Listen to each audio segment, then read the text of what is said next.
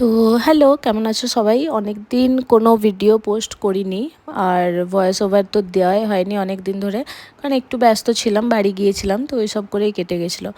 তো আজকে আবার একটা দাদার বার্থডে পার্টি ছিল, তো সেই দিদি বলেছিল একটু জলদি আসতে, তো সেই মতো সন্ধ্যেবেলা রেডি হয়ে চলে গেছিলাম দিদির বাড়ি।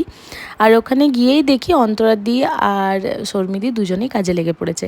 এইদিকে অন্তরাদি ভেজ পকোড়ার প্রিপারেশন নিচ্ছিল, আর ওইদিকে শর্মিদি চিকেন বিরিয়ানির জন্য চালটা সেদ্ধ করছে। তো ব্যাস, তারপরে আমারও কাজ চলে এলো এখানে। আমাকে দিদি বললো যে তুমি ততক্ষণে একটু পকোড়াগুলো ভেজে নাও, কারণ এটা স্টার্টারের জন্য ড্রাই চিলি চিকেন বানানো হবে তাই। তো ওটা কিছুক্ষণ করার পরে দিদি আমাকে বললো তুমি শরবতের জন্য তরমুজগুলো কাটো।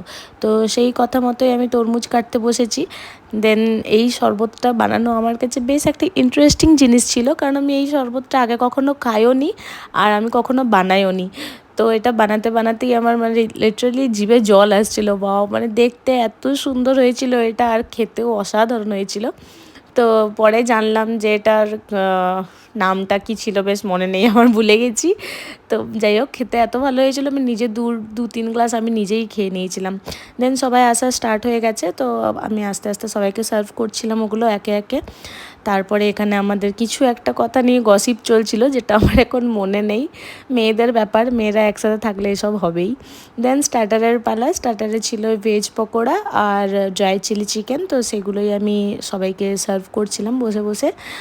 দেন এখানে কিছুক্ষণ এসে বারান্দায় বসলাম, তো ওখানে দাদা আর আমার বর দেখছি টিভি দেখছে, তো ওদেরও একটা ছোট্ট ক্লিপ নিয়ে নিলাম। দেন ডিনারের পালা। তো জন্মদিনটা ছিল এর পরের দিন, কারণ পরের দিন সবাই একটু ব্যস্ত থাকবে অফিসের কাজে, তাই পরের দিনের জায়গায় আজকেই সেলিব্রেটটা করা হলো। আর কেক কাটিং হবে রাত 12টার সময়।